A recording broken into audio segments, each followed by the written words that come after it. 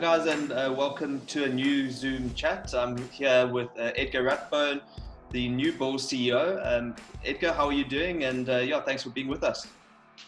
Yeah, good. Thanks, Craig, and thanks for having me. We were chatting a bit beforehand. Obviously, the new job officially starts on the 1st of June. So maybe just tell us a little bit about how the opportunity came to make the switch from the Lions, where you've had a long affiliation, and now to the Bulls. Yeah, no, look, it was a bit of a surprise when they first approached me. There was an opportunity as commercial director that opened up at the Bulls. We sort of started having a few chats around that, and then unfortunately Alphonse Meyer resigned at the end of May, and then sort of we picked up the chats again with the board of the Bulls. Around the CEO position, which obviously was quite inviting. And after having a few chats with them in terms of their vision going forward, I decided to accept the position. Looking forward to start it in 1 June. Great.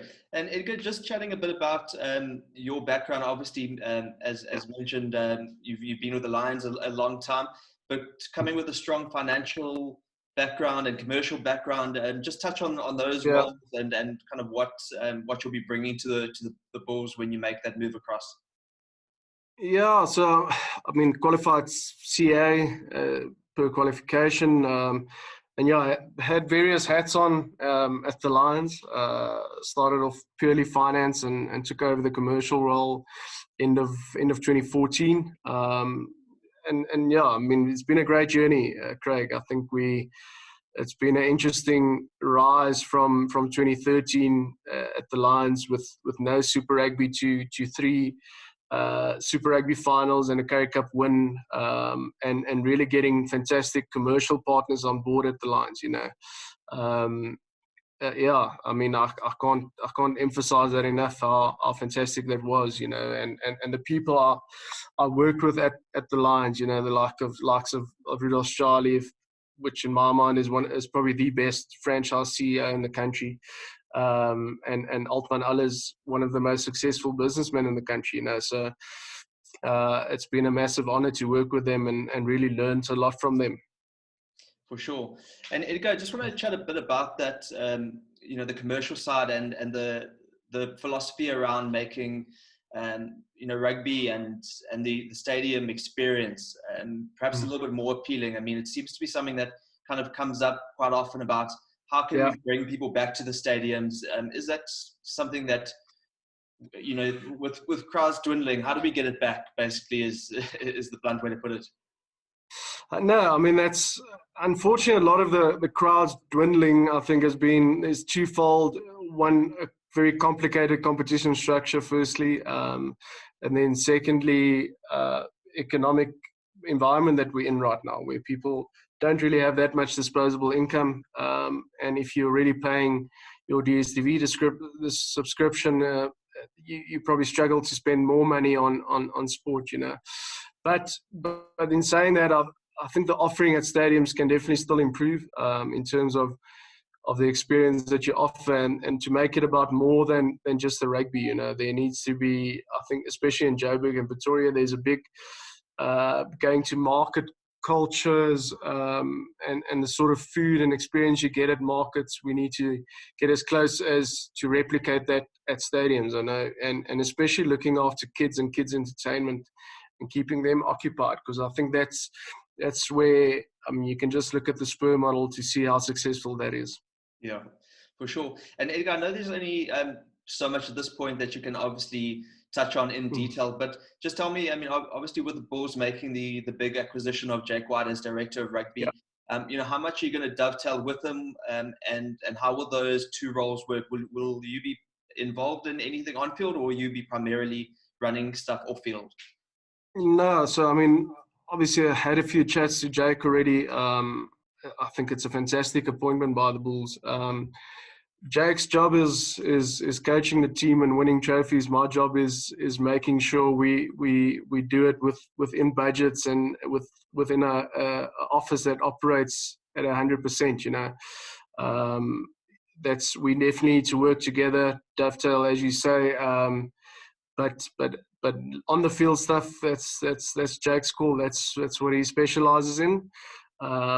My job is to, as I say, make harmony between the team, the office, the union, SA Rugby, and our commercial partners. Sure. And Edgar, I mean, it's quite a time, I'm sure, to take on a job like that with the uncertainty we've got at the moment and the financial challenges that SA Rugby are facing. You know, without going into too much detail, but just from your perspective, what is the way that you think you can go about combating that, and how is the game going to survive financially for the remainder of the year, and hopefully when things get back up and running again, go successfully into the next year? Yeah, I mean, I think the first and foremost thing that we need to do is look after our staff, Craig. That's your biggest asset. We need to make sure that their families are looked after. I think the leadership that we've gotten from SA Rugby at this stage, through Yuri and Mark, has been exceptional. It is a time where South African franchises and provinces really need to stand together, and that's where the collective agreement comes in. Where everybody basically agreed on a strategy forward, and that is to save the industry as a whole. We need to save the jobs of the employees, and I think we've done that quite successfully up until now. But yeah, there's challenges. You know, it's a massive challenge, and I think the biggest challenge of the situation right now is the uncertainty, not knowing when teams can start training, not knowing when games will start and what it will look like when games start. And I think as soon as we've got that, we can all sort of get all the ships back on track and hopefully get back on the park as soon as possible. Yeah, sure. And Edgar, I mean, I chatted to Willem Strauss last week, and he was just mentioning, the way he'd interacted with Jake, and obviously he said Jake has a very clear vision. He knows who he wants to be involved with the Bulls, in terms of playing personnel. Is there sort of light at the end of the tunnel in terms of the Bulls going through this restructuring phase? I mean, and last year they obviously had the stakeholders and with Remgro and Mr. Motsepe coming in. Has that given a bit of extra financial security for the Bulls that maybe other franchises don't have? I think what it's given the Bulls is a fantastic board. You know, if you look at the people that are on the Bulls board, it's really strong businessmen, a lot like we've got at the Lions as well. It's proper businessmen that has got a clear vision of where they want to take the business. And the same with Jake. I mean, I can just agree with Willem on that. You know, he's got a very clear vision of where he wants to go. He's an absolute serial winner. He's won everywhere he's gone.